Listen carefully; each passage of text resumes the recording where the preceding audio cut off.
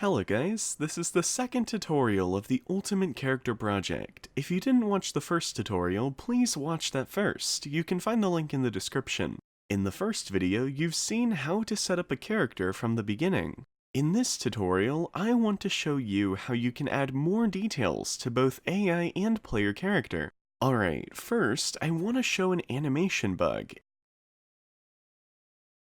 If I change the camera config and move camera back and a little bit to the left or right side and play the game again, you can see his leg animations are not correct. We can fix this very easily. Open the animation blueprint and create a new function. I want to get all the variables from the character class in this function. We need to run this function on each frame, so we will have been always synced to the character. The first variable is b_alert. We can use this variable for AI to see if he has a target or not, and for the player to check if he equipped any weapons or not. All you need to do is connect the isInAlert function to the variable and the character. Now first, let's update the idle animation state. I've copied idle relaxed animation from the official Twin Blast project. Then use the blend pose by bool function to switch between relaxed and the other idle animation.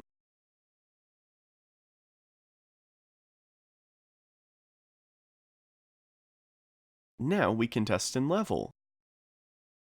Okay, cool. He now has a relaxing animation. Now go to jog start state and reconnect the blend space. Do the same to jog stop and run state. You can have similar blend pose by bool node if you have the animations for the non-combat jog start too. You can find examples for this in the UC project. Please check the Wraith animation class. He has both combat and non-combat animations. He now has correct animations for his legs.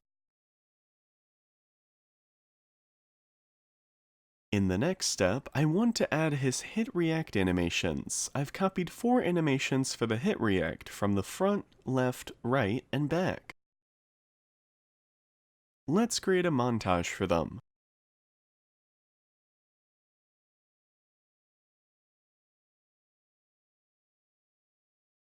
Now, add each animation into the montage, and then we can create sections for them.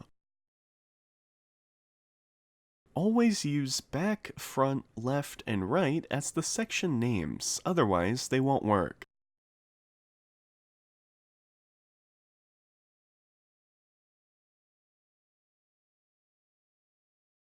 Use the clear button to separate them. Now we have the hit react montage. Let's add it to our characters.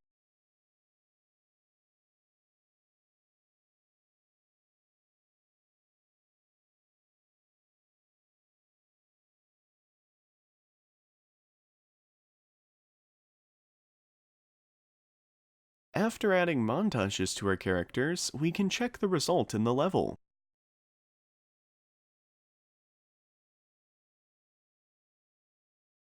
Oh, there's a conflict between the hit react animation and jump animation, but don't worry, we can fix this very easily. Go to the animation class again.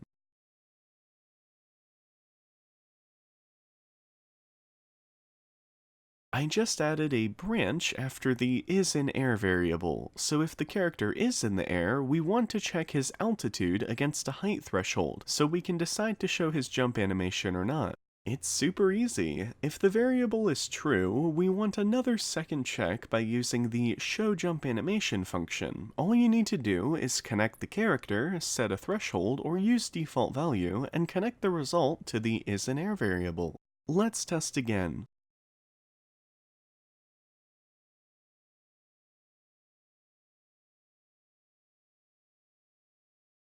Now we have the hit reaction animation.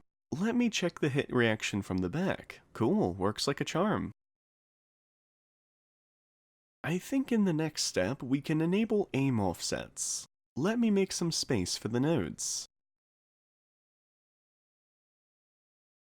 In anim graph, we can't connect one node to two or more other nodes. We need to store them inside a cache pose. I can reuse the blend by bool. I want to use head only AO for relax mode and idle AO for alert mode.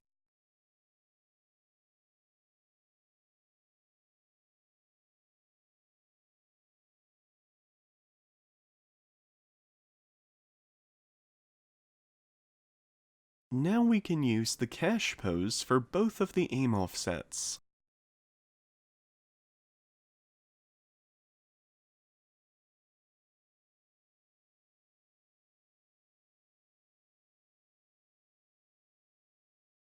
Looks very good for the alert mode, and relax mode is great too. Next, we can add death animations. Similar to the hit reaction, we can have several directions. I just copied animations from the official project. We can now make the animation montage.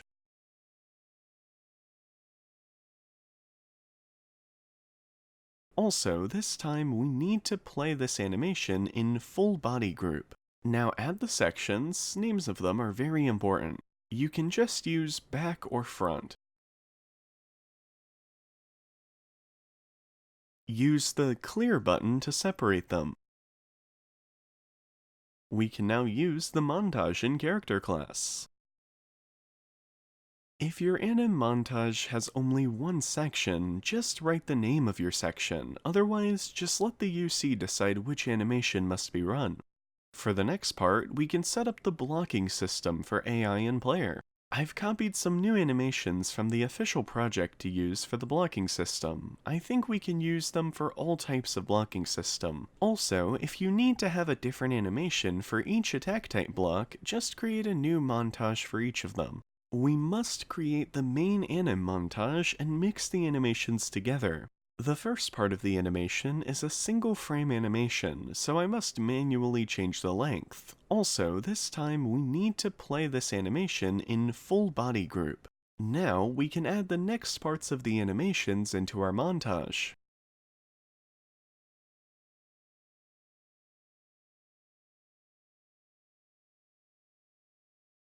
The first part of the animation is not looking good. I think we can make it shorter.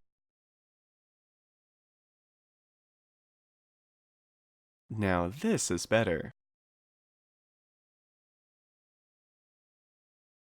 We can use this block animation for melee, projectile guns, and throws. You're free to use any other animations for each of them. Just for testing, I set the launch force to 1100.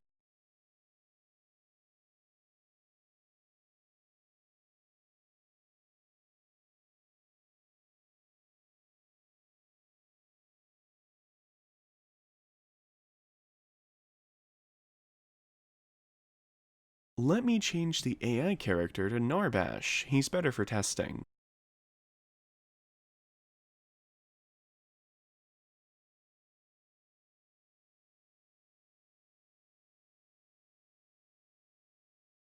Oops, the animation is not working, but we had the launch. I know where the problem is. We must add the full body group to the blueprint animation class.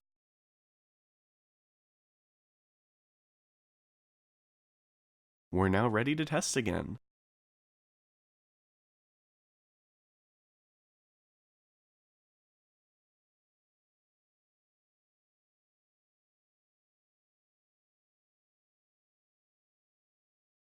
That's good. The block animation works good. I think we must double the launch force for a better feeling of the launch. For the AI characters, the process is the same. You just need to select a chance for the blocking. For example, block 50% of incoming melee attacks by chance. I think you can do it by yourself as a practice. Just open your AI character and find the blocks. I'll add the files to project.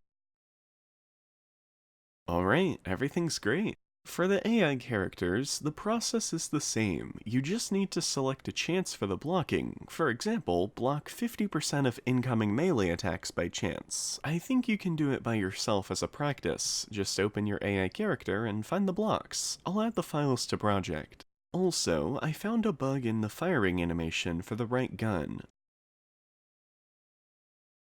The firing animation played more than once. The first place to check is the table and animation section.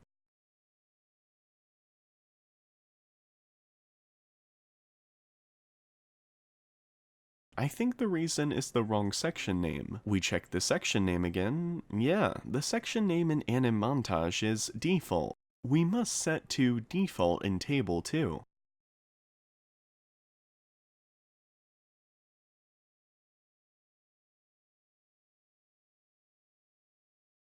This is good, the problem's solved now. For the next step, we can activate move while attacking for our AI character so he will be more natural to move and attack at the same time. First, replace the Narbash character to Twin Blast. It's super easy, all you need to do is go to AI version of the gun table, then enable move and attack checkbox. Also, move interval is the time between each move.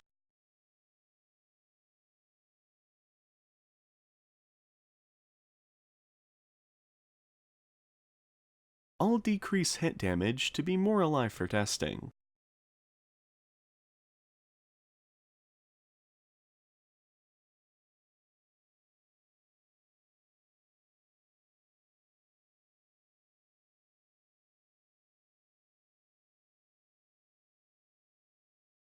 As you can see in your screen, AI moves while attacking, and this is much better to stay and just fire to the target.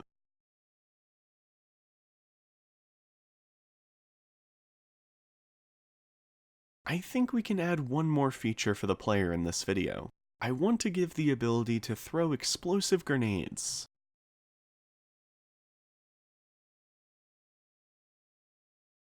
So, we must first add a new attack type in the player character class. I must use throw this time. Also, we can have an arc to the target location.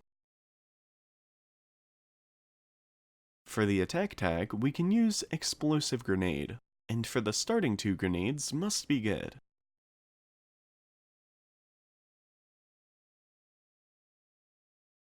And we must enter the information in the player version of throw table. For the row name, we must use Twin Blast Explosive Grenade. And we must find a good socket location for launching the grenade.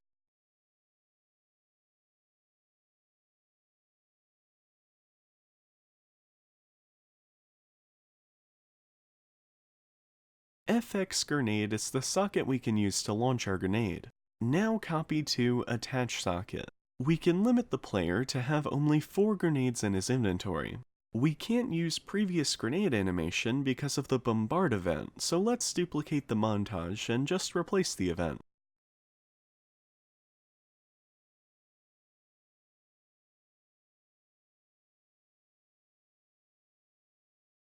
We can delete the bombard ANS and then add base attack item AN. We use this anim notify to launch the grenade. Find a good location to launch the grenade. Then enter the attack item info in panel.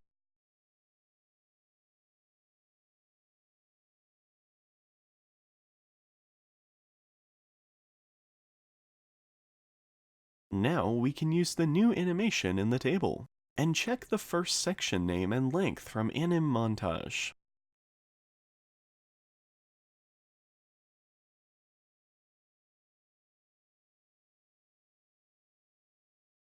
Now we need a new throw class.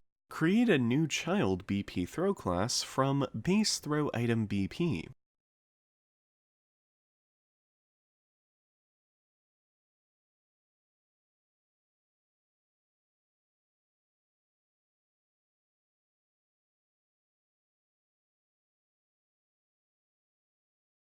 First, we can select the mesh and effect to show the item in level.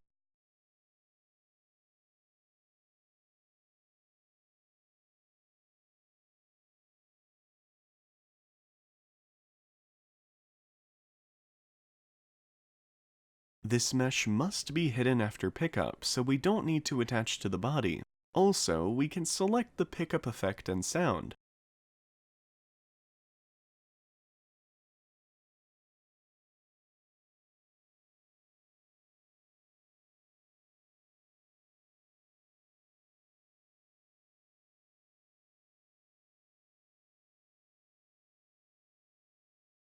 I've got a launch grenade sound in the project.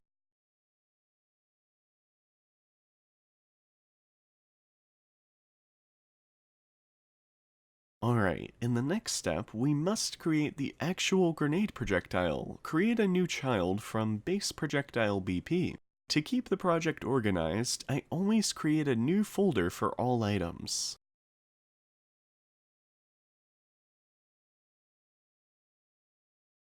First of all, we need to set the projectile tag, same as the attack tag in the character class.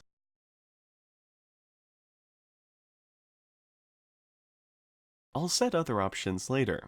Now, choose this class as the projectile class in the explosive throw item class, and then select the explosive throw item class in the player throw table. For the UI, I've got a firebomb icon, and I need all the actions for this item. For UI actions, I need all of them, so we can try the drop functionality too.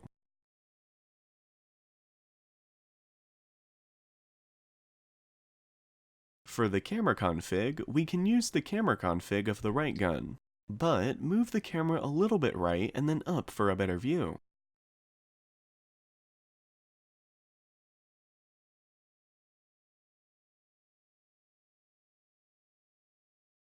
Also, by changing the camera pitch, we can limit the player camera so the player can't launch grenade to long distances. Also, optionally, we can give him an arc for better targeting.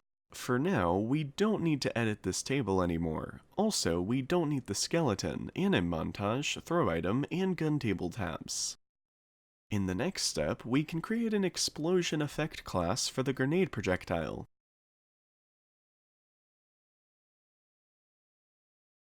First, create a new child class from Explosion Effect BP. In the new class, we can choose effects for different types of surfaces.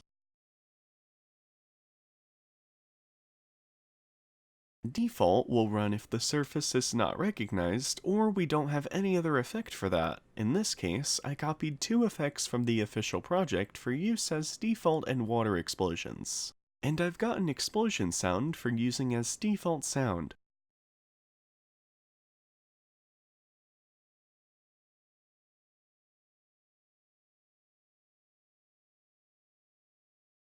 Now we can use this class inside projectile as explosion class. In the next step, we can configure the projectile options. Initial speed, default speed at the launch time.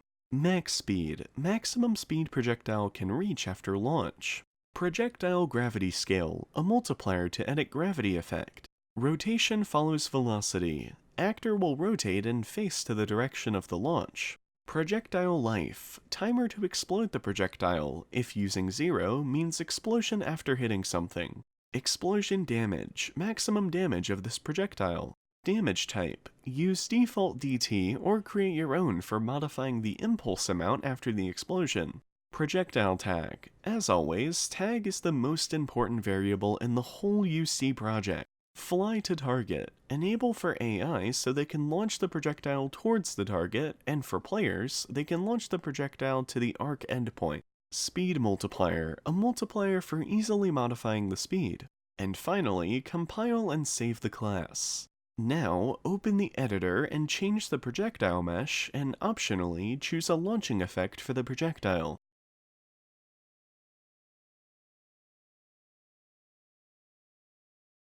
I copied the effects from the official project.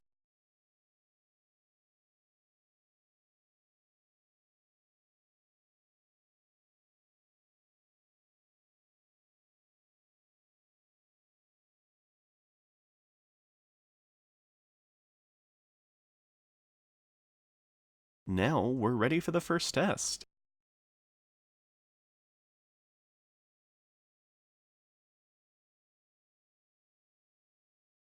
Okay, works great. The only problem I can see is the wrong direction of the grenade mesh. We can fix that very quickly, just rotate the mesh.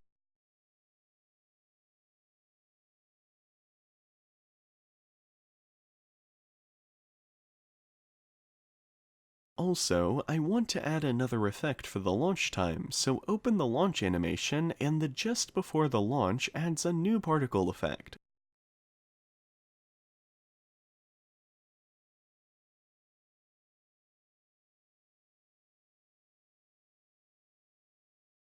I just copied the fire grenade effect from the official project, and we can attach to the grenade socket.